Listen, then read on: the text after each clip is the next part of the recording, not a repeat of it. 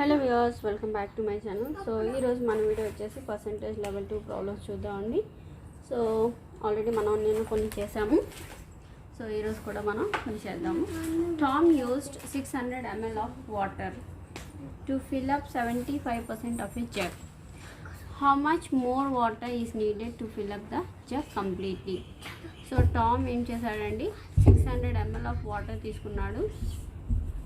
Okay, so ఈ వాటర్తో 75% జగ్ని తను ఫిల్ చేయగలిగాడు అనమాట.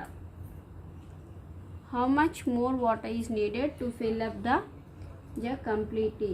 సో 75% వాటర్ మనకి ఎంత వచ్చిందండి, 600 ml.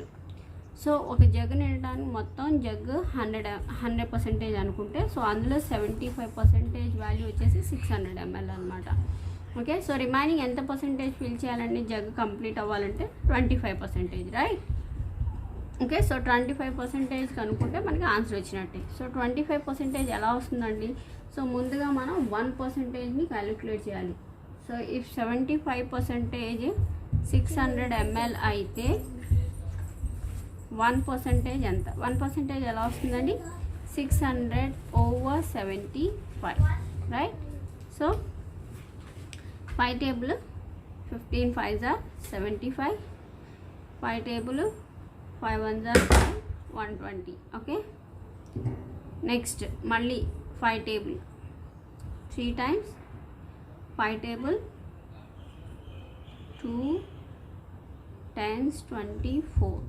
Okay, so 24 5s are 120. Next వచ్చేసి 3 టేబుల్ 24లో 8 times. సో 1% అంటే ఎంత అండి? 8 ml అనమాట. సో 1% 8 ml అయితే 25% ఎంత? సో 25% ఎలా వస్తుంది? జస్ట్ మనం 25 times 8. సో 25 times అంటే ఎంత అండి?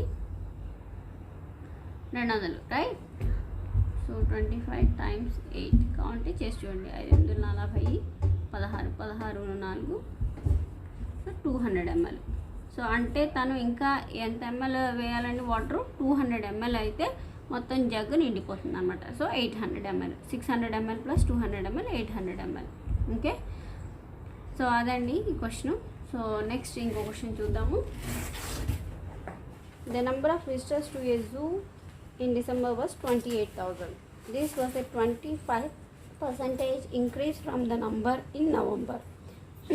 Sorry, how many visitors were there in November? Okay, so ఇక్కడ ఏం చెప్తున్నాడండి, the number of visitors to a zoo in December ఎంత అండి? 28,000 అనమాట. ఓకే, సో డిసెంబర్లో వచ్చేసి 28,000 ఉన్నారు. ఓకే, సో ఈ number this was a 25% increase from the number in November. So November నెంబర్తో మనం కంపేర్ చేసుకుంటే ఇది ఎంత అంటే 25% ఇంక్రీజ్ ఉందన్నమాట. ఓకే, సో ఒకవేళ నవంబర్ది మనం 100% అనుకుంటే, ఓకే, నవంబర్ ఈజ్ 100% అనుకుంటే డిసెంబర్ ఎంత అవుతుందండి? 125%, రైట్? ఎందుకంటే 25% డిసెంబర్లో ఇంక్రీజ్ అయింది. సో ఆ ఇంక్రీజ్ అయిన అమౌంట్ రాయాలి. సో 125% వచ్చేసి మనకి 28,000 అంటున్నారు. Okay, so 125% 28,000. ఓకే, సో అంటే 100% ఎంత అని మనం అడుగుతున్నాడు. సో మనకి ఏ పర్సెంటేజ్ రావాలన్నా ముందు మనకి 1% రావాలి. సో మనకి నంబరు వాల్యూ ఉంది కాబట్టి 1% మనకి ఈజీగా వస్తుంది. 1% is equal to 28,000/125. Okay, so 5 table వచ్చేసి 5 2s are 10. ఓకే, సో 10 అంటే 25, 5 5s are 25 times. Next 5 table వచ్చేసి 5 5s are 25. ఓకే, సో 3 మిగులుతుంది. 5 6s are 30. Okay, 0 0. Okay, so next వచ్చేసి మళ్ళీ 5 table 5 times 5 table 5 1s are 5. Okay, so next again 5 1s are 5. Next 5 2s are 10 0. Okay, 1 1 2 0. Next again 5 table వచ్చేసి ఇందులో 5 2s are 10. Okay, so మళ్ళీ 5 2s are 10, 4 5s are 20. Okay, so 1% వచ్చేసి 224. 1% 224 అయితే 100% ఎంత? So ఇదే కదా మనకు కావాల్సింది. నవంబర్లో ఎంత ఉంది? నవంబర్లో 100% ఉంది. So 100% is equal to how much? Just multiply 100 times 1% value. So which is equal to 22,400 అనమాట. ఓకే, సో 2 zeros అపెండ్ చేయాలి కదా. సో 22,400. సో నవంబర్లో నెంబర్ ఆఫ్ విజిటర్స్ ఎంత అండి? 22,400 అనమాట. Okay, so that's it. Very simple, ఇది direct question. A factory made 7,200. Okay, a factory made 7,200 pairs of socks in April. This was 10% decrease from the number it made in March. Okay, so how many pair of socks did it make in March? Okay, a factory made, so ఎన్ని అంటే అండి 7,200 pair of socks in April. So ఏప్రిల్లో వచ్చేసి so ఎన్ని చేస్తారు? 7,200 socks అనమాట. This was 10% decrease. So ఇది 10% decrease అయింది. ఏ మంత్లో? అది మార్చ్లో. అంటే మార్చ్లో కనుక 100% అనుకుంటే ఏప్రిల్లో 10% డిక్రీజ్ అయింది అనమాట. అంటే ఇదంతా 90% వాల్యూ, రైట్? ఓకే, సో వచ్చేసింది మన answer.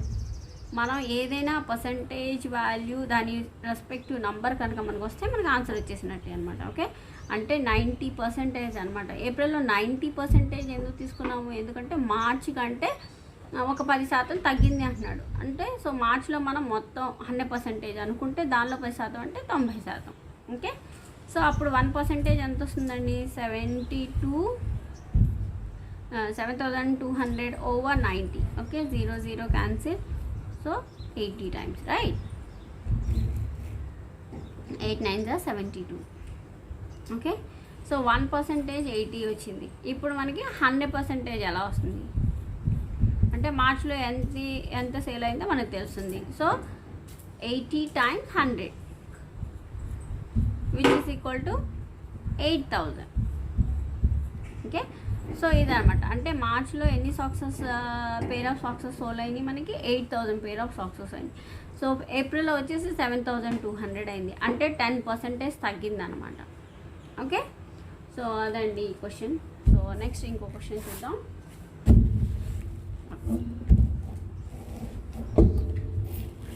Okay, A shop sold 90 laptops in May. It sold 20 more laptops in May than in June.